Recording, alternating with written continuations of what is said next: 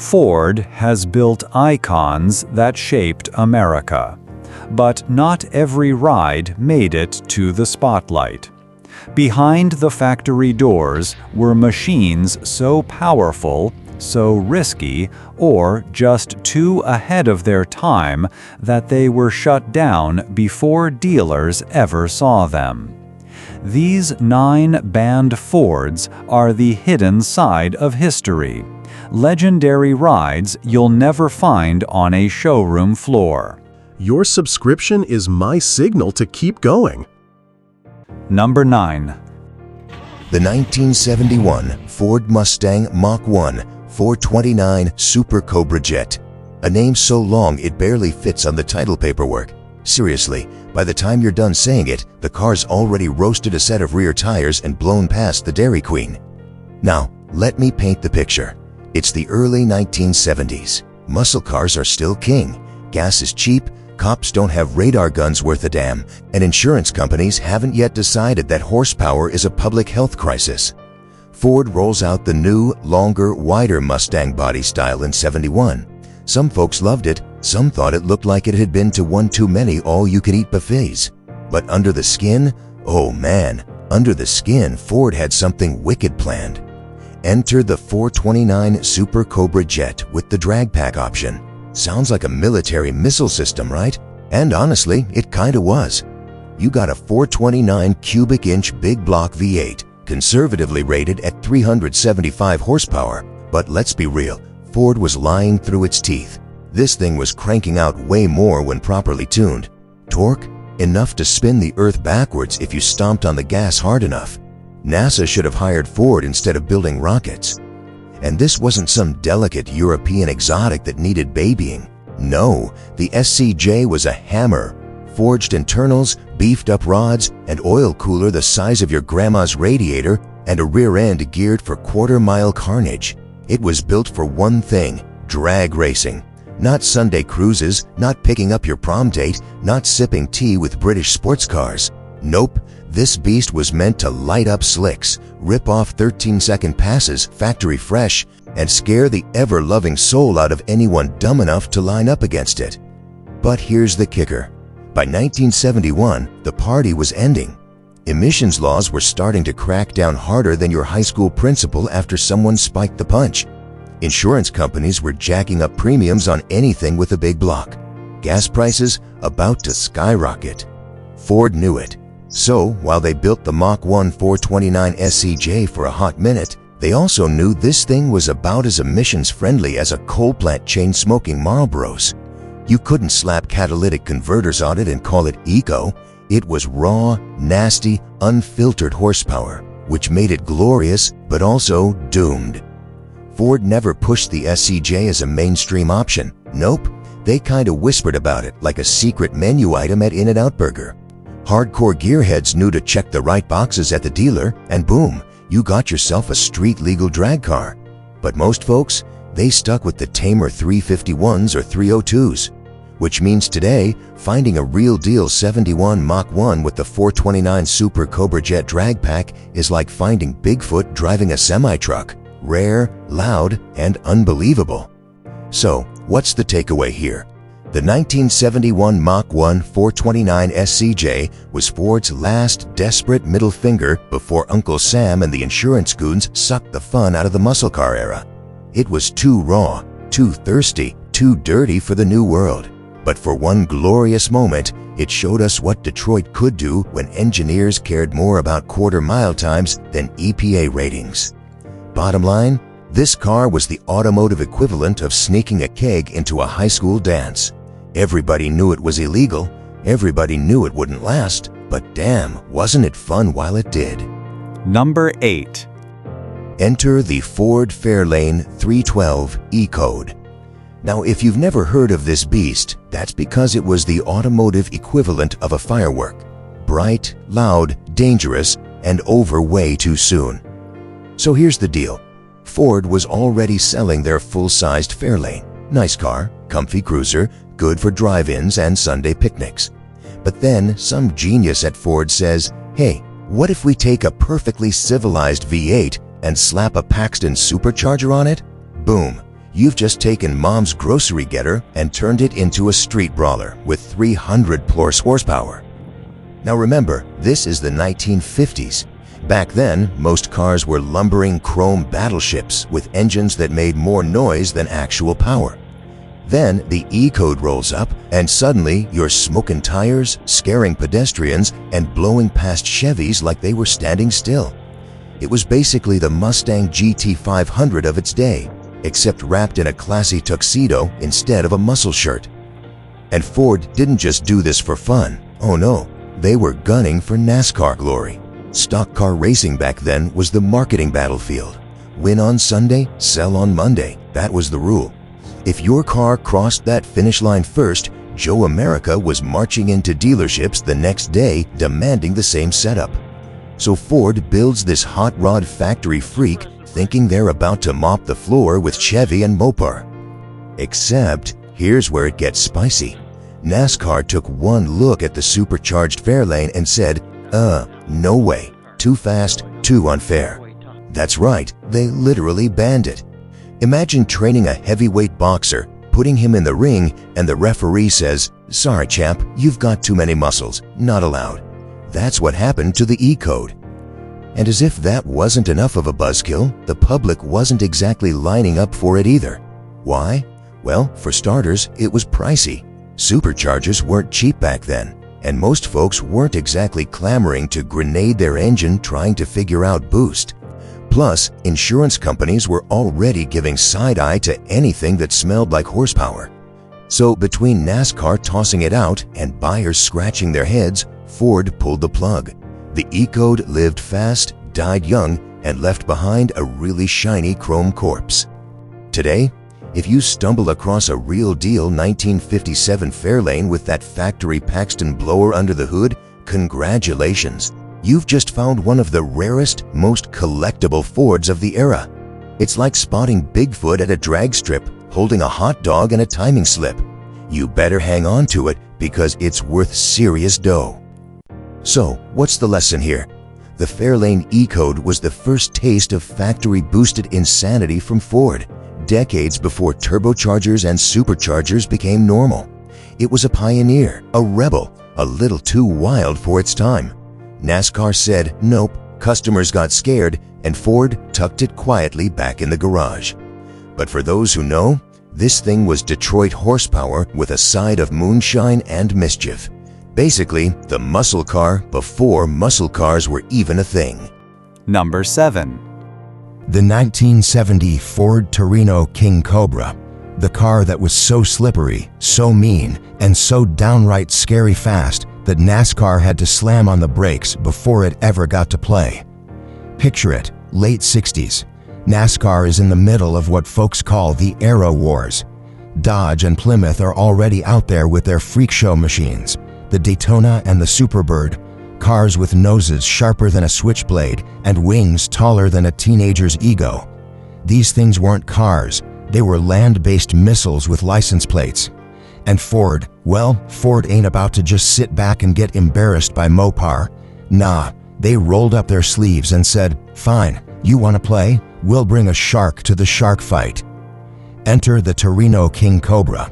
Take a regular Torino, already a solid muscle car, and then give it a face only a wind tunnel could love. That droopy, extended nose cone with hidden headlights and curves so smooth it looked like the car was melting in the sun. It wasn't built to look pretty in the driveway. It was built to slice through the air at 200 miles an hour. This thing made a Superbird look like it had training wheels. Under the hood, Ford's almighty 429 Boss V8. We're talking skyscraper torque and horsepower numbers that could turn tires into smoke faster than you can say burnout. The King Cobra wasn't just gonna beat Mopar, it was designed to obliterate them. But here's the kicker. Just as Ford was about to roll this monster into NASCAR, the suits upstairs changed the rulebook. Suddenly they capped aero tricks, restricted engine sizes, and basically said, listen y'all are building spaceships, not stock cars, chill out. Translation, the King Cobra was dead before it even hit the track. And just like that, the dream fizzled. A handful of prototypes were built, Some say 3, maybe a few more tucked away in barns or collections. But showroom floors, forget it. Joe Public never got the chance to walk into a dealership, point at a King Cobra, and say, "Yeah, I'll take the one that looks like it's about to eat me." Nowadays, spotting a real King Cobra is like spotting Elvis at a Waffle House. It's possible, but you better have your phone ready because nobody's gonna believe you. These things are holy grails in Ford lore, proof that the Blue Oval wasn't afraid to go full bonkers in the name of winning. So what's the moral of the story? The 1970 Torino King Cobra is the ultimate case of what could have been. It had the power, the aero, the swagger, and it never got to prove itself where it mattered most. NASCAR pulled the rug out, and Ford had to take its ball and go home. But make no mistake, the King Cobra wasn't a failure. It was a flex. It was Ford saying, "We can build something so crazy, the only way to beat it is to outlaw it." That's not losing, folks. That's leaving the game on a technicality. Number 6. The 1969 Ford Mustang Boss 429 prototype. And let me tell you, this wasn't your average pony car. No sir.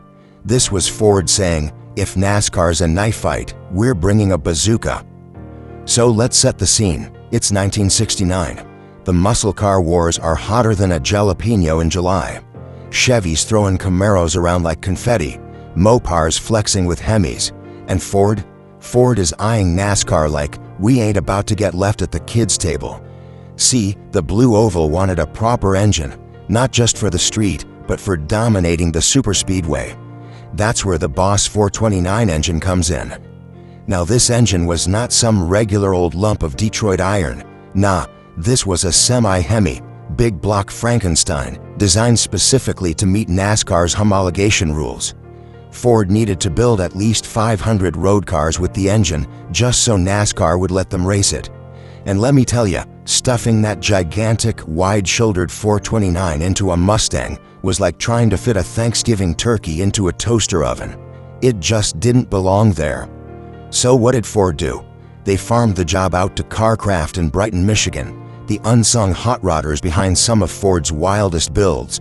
These mad scientists basically re-engineered the Mustang's engine bay with a sledgehammer and determination, shoving the Boss 429 in like a college kid cramming laundry into a duffel bag.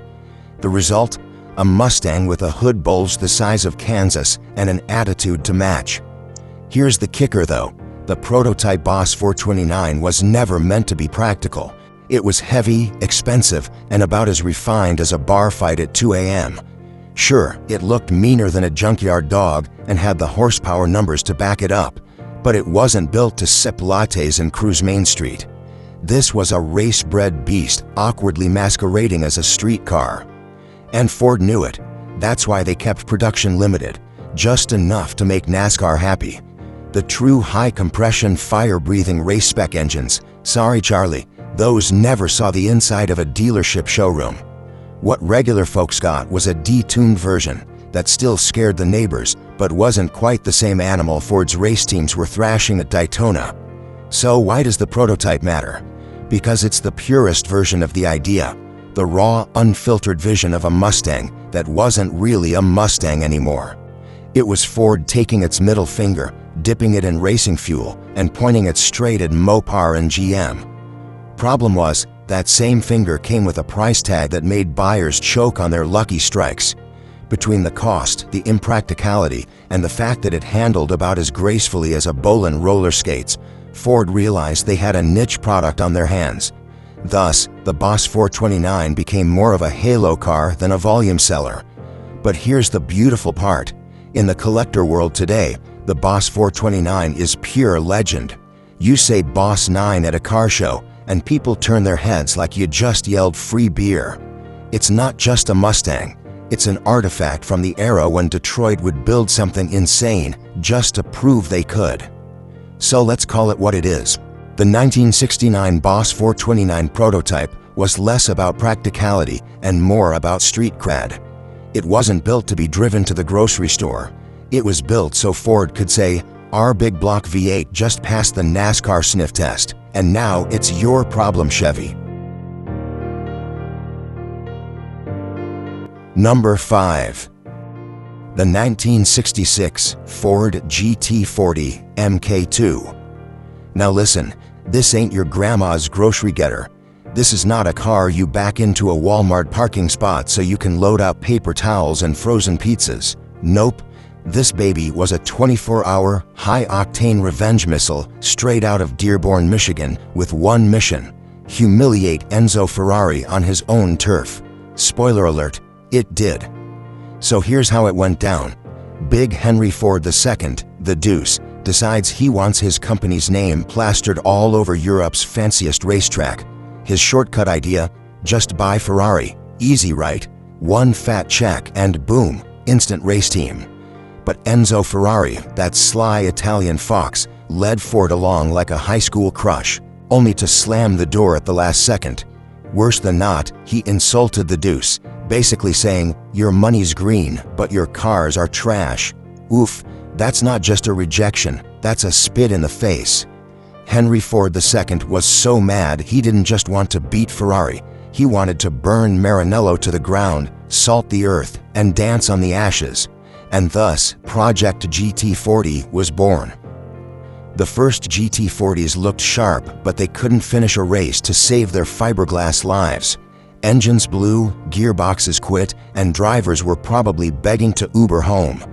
So Ford does what Ford does best: takes the subtle European idea of a nimble endurance racer and says, "Forget finesse, let's throw in a monster motor and see what happens." They stuffed in a 7.0-liter FE big block V8. That's right, 7 liters. Over 427 cubic inches of American thunder. While Ferrari's V12 sounded like opera singers, the GT40 bellowed like a Harley-Davidson in a bar fight. It didn't just pass you on the Mulsanne straight, it shook your fillings loose as it did. Fast forward to Le Mans, 1966. Ferrari struts in like they own the place, which, to be fair, they kinda did. They'd won 5 times straight. But Ford rolled in with a small army of GT40 Mk2s and said, "Hey Enzo, remember that insult? Here's your receipt." What happened next was pure poetry and gasoline. The Mk2s didn't just beat Ferrari, they stomped them into the gravel. They crossed the line 1, 2, 3 in formation, like a military parade. It was the biggest corporate middle finger in motorsport history. Ford didn't just win, they rewrote the ending. Ferrari left fuming, and the Deuce had the last laugh. Now here's the kicker. The GT40 Mk2 was never, ever street legal. You couldn't just stroll into a Ford dealership in 1966 and say, "Yeah, I'll take one in candy apple red with air conditioning." Forget it. Inside, the cabin was basically an oven. No AC, no radio, no cup holders, just a thin seat, a steering wheel, and the faint smell of your own sweat as the cockpit turned into a sauna. The pedals were shoved to one side like Ford just guessed where your legs might be, and the exhaust, loud enough to make your ears bleed. Try explaining that to your local DMV. "Sir, this vehicle has no bumpers, no emissions controls, no lights that meet regulations, and I believe it might actually be trying to kill you." Yeah, but it looks cool, right? The GT40 Mk2 is more than a car. It's a legend carved in asphalt. It proved that American horsepower and stubborn pride could topple the European racing dynasty. It's why today we still drool over Ford GTs, and why the story was dramatic enough to get turned into a Hollywood blockbuster, Ford versus Ferrari. And here's the truth. Even though it never saw a suburban driveway, the Mk2 changed the way we think about cars. It wasn't built for comfort, it wasn't built for sales, it was built for revenge, and that's why it's remembered. So next time you see a Mustang or an F-150 commercial bragging about "built Ford tough," just remember, back in '66, Ford was so tough, they walked into Ferrari's living room, flipped the table, and left with the trophy. Number 4. The 1962 Ford Galaxy XL500 R Code. Yeah, that's a mouthful, but trust me, this beast was all steak, no sizzle.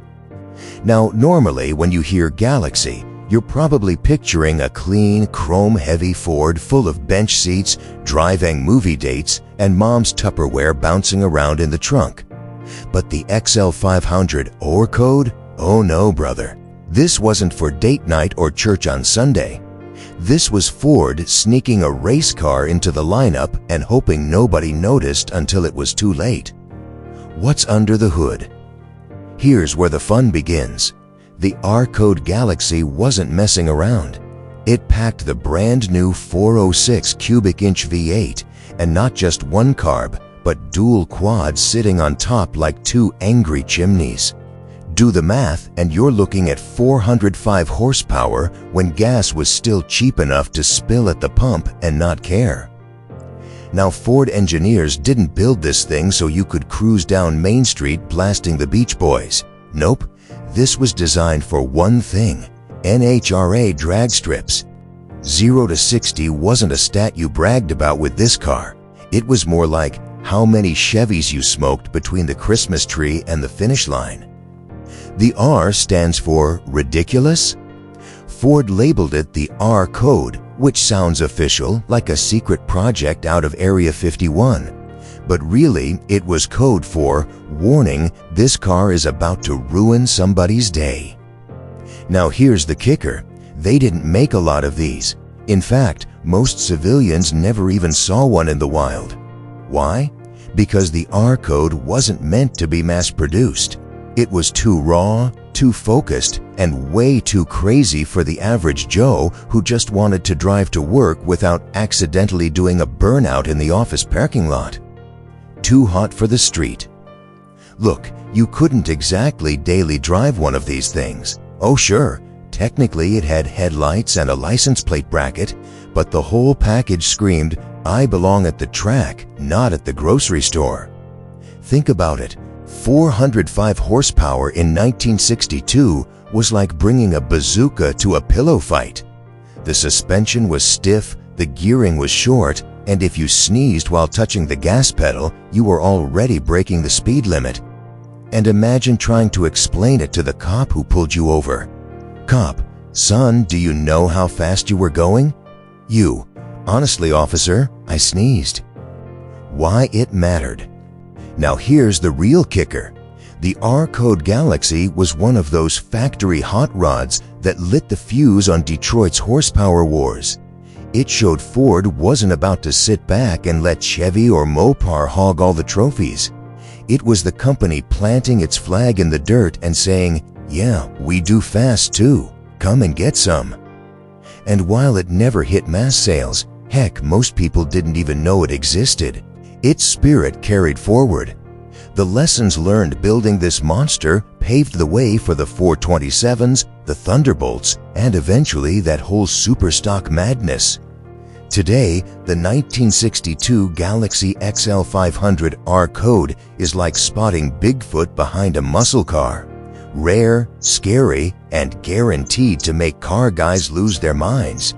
If you see one at an auction, bring a fat wallet and maybe a defibrillator, because the bidding's gonna spike your heart rate.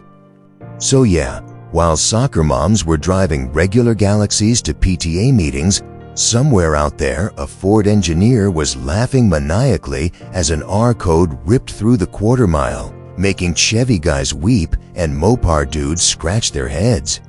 Bottom line, the 1962 Ford Galaxy XL500 R code wasn't a car you bought. It was a car you survived.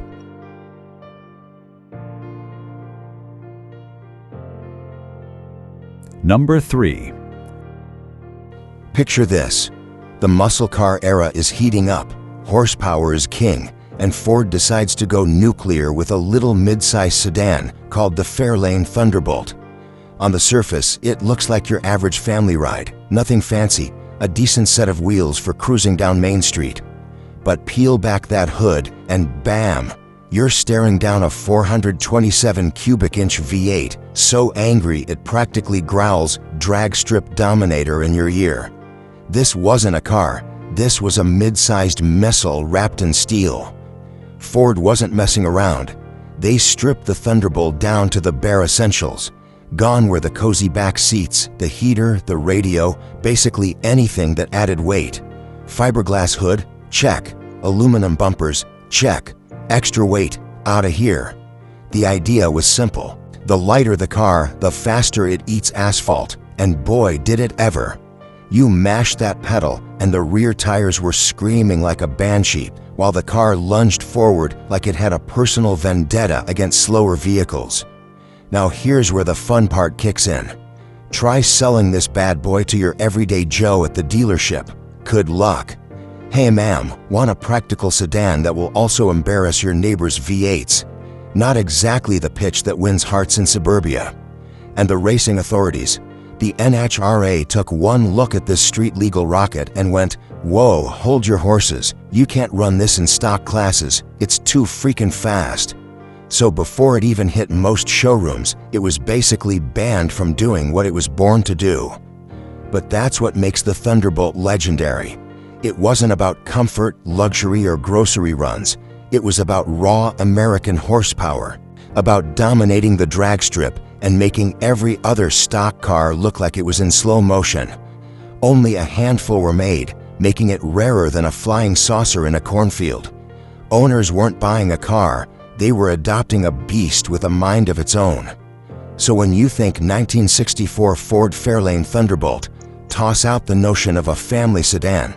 This was Detroit's mic drop, a rolling testament to American speed, audacity, and a little bit of automotive madness. It was wild, it was reckless, and it still makes gearheads drool decades later. It's more than a car, it's a legend with a snarling V8 heart and a "don't mess with me" attitude. Number 2. The 1969 Ford Torino Talladega, a car that belongs in the pantheon of NASCAR legends and American muscle mythology. Now, this wasn't some run-of-the-mill family sedan, no sir. The Torino Talladega was the kind of car that made the asphalt tremble and rival manufacturers sweat bullets. Ford's goal? Dominate NASCAR, plain and simple. They didn't want a car that just competed. They wanted one that annihilated the competition and made the other teams go home licking their wounds. So how did they do it? First, aerodynamics. Ford engineers took the standard Torino and stretched the front end, smoothing every curve to cut through the wind like a hot knife through butter. The grille was reshaped, the hood slightly extended, and the whole body was sculpted to hug the track. Think of it like giving a bodybuilder a tailor-made suit. Every line, every curve was about efficiency, speed, and intimidation. This wasn't just a car, it was a wind-slicing missile designed to make other cars look like slow-moving lawnmowers. Under the hood, a beastly V8, naturally. The kind of engine that growled, roared, and spat flames at full tilt. But raw power alone wasn't enough. The Talladega needed balance, precision, and stability at insane speeds. The engineers fine-tuned the suspension, adjusted weight distribution, and added chassis tweaks to keep this bullet glued to the track. When it hit 160 miles per hour, 180 miles per hour, or beyond, it was still predictable enough for a skilled driver to keep it under control. Unlike some of its wild Mopar rivals that like to dance sideways like a bull in a rodeo. Here's where the drama kicks in. NASCAR was loving the spectacle, but also starting to sweat. The Torino Talladega, along with Chrysler's and Dodge's aero machines, were creating an aero war so intense that some races were basically decided by who had the longest nose or the slickest curve. Ford had pulled a major move. Their Talladega was so dominant that the governing body had to intervene. Rules were changed, aero advantages were restricted, and suddenly this monster of a car was essentially banned from full competition dominance. The very machine built to win was clipped before it could fully conquer every track in the land. But don't get it twisted. Even outside the track, the Torino Talladega was a showstopper. Its elongated profile, aggressive stance, and purposeful look made jaws drop. For gearheads, it was a dream, a glimpse at what happens when American muscle meets engineering cunning. The Torino wasn't just a speed machine. It was a rolling statement that screamed Detroit grit, innovation, and a "we play to win and we don't care what anyone thinks" attitude. And here's the kicker for collectors and street enthusiasts: very few ever made it to dealerships. Ford had built this car for racing, not for Main Street cruising, and that rarity makes it a holy grail today. Owning one is like holding a piece of NASCAR history in your driveway, a car that embodies the excitement, danger, and audacity of the late 60s. It's not just about horsepower or top speed. It's about the story, the engineering swagger, and the pure American bravado that went into every line and curve. So when you think of the 1969 Ford Torino Talladega, forget the mundane sedans of the era. This was a track-focused juggernaut with a purpose: to dominate, to intimidate, and to leave every competitor eating dust. From its aerodynamic body to its roaring V8, this car was more than metal and rubber. It was a declaration of muscle, speed, and engineering ballsiness. A car so ahead of its time that it's still talked about in hushed reverence at car meets, auction houses, and gearhead garages around the world. It's a reminder that sometimes Detroit didn't just make cars, it made legends. Number 1. Oh buddy, now we're talking about one of the meanest, leanest, bare-bones monsters ever to roll out of Dearborn. The 1963 Ford Galaxie 427 Lightweight. This wasn't your grandma's Sunday cruiser, no way. This thing was a factory-built outlaw, a street car in name only, cooked up by Ford with one purpose in mind: to dominate the drag strip and scare the daylights out of Chevrolet and Mopar fanboys. Let's set the scene. Early 1960s, Detroit's Big Three are going toe-to-toe, slugging it out like heavyweights in a title fight. Horsepower was the weapon, and bragging rights were the prize. Ford, never one to sit quietly on the sidelines, decides to unleash something that wasn't just a car. It was basically a rolling middle finger to anyone who dared line up next to it. Now, a regular Galaxie was a big old full-size sedan, comfy, respectable, and built for cruising. But Ford engineers looked at that fat cat and said, "Nah, let's put this thing on a diet," and boy did they. Out went the cushy stuff: sound deadening, insulation, carpeting, even the heater. Who needs heat when you're busy melting the pavement, right? They swapped steel parts for fiberglass, hood, fenders, trunk lid, and even aluminum bumpers. It was like they put the Galaxie in a sweat lodge until it came out a slimmed-down, muscle-bound track junkie. And under that featherweight hood, oh, just the legendary 427 cubic inch V8, a thundering, tire-shredding, asphalt-wrinkling a Detroit iron. We're talking dual 4-barrel carbs, high compression, and enough rumble to set off car alarms 3 blocks away. This engine didn't purr, it roared like Godzilla after stubbing his toe. Ford rated it at 425 horsepower, but come on, everyone knew that number was about as honest as a used car salesman with mirrored sunglasses. Real output was north of that, easy. Now here's the spicy part. Technically, you could order one of these beasts, but only if you had connections and a racing license. Ford wasn't selling them to some average Joe who just wanted to cruise Main Street with a milkshake. Nope. These cars were drag strip assassins, and the NHRA was watching them like a hawk. In fact, the Galaxie Lightweight was so stripped, so raw, and so blisteringly quick that it was flat out illegal for street use. You weren't taking this baby to the grocery store unless your idea of groceries was a fresh set of slicks and race gas. Picture this. You roll up to a stoplight in 1963 in your buddy's Chevy Impala, feeling all smug, and next to you pulls this menacing bare-bones Galaxie with aluminum bumpers gleaming in the sun. Light turns green, and before you can say 409 forever, that Ford is halfway down the block, howling like a banshee, leaving your pride and probably your hubcaps scattered in the wind. That's what the 427 Lightweight was all about, straight up humiliation for the other guy. And yet, as quick as it came, it was gone. These cars weren't showroom regulars. They were special order, purpose-built machines that barely squeaked by the rules. They weren't meant to last decades. They were meant to win on Sunday, break records on Monday, and make Chevy and Dodge sweat on Tuesday.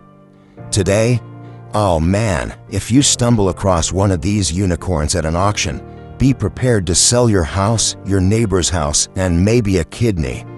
They're insanely rare, insanely valuable, and insanely cool. Every one of them is a living reminder of when Detroit was wild, when rules were meant to be bent, and when Ford was willing to hand you a factory car that looked at the law and said, "Nah, I don't think so."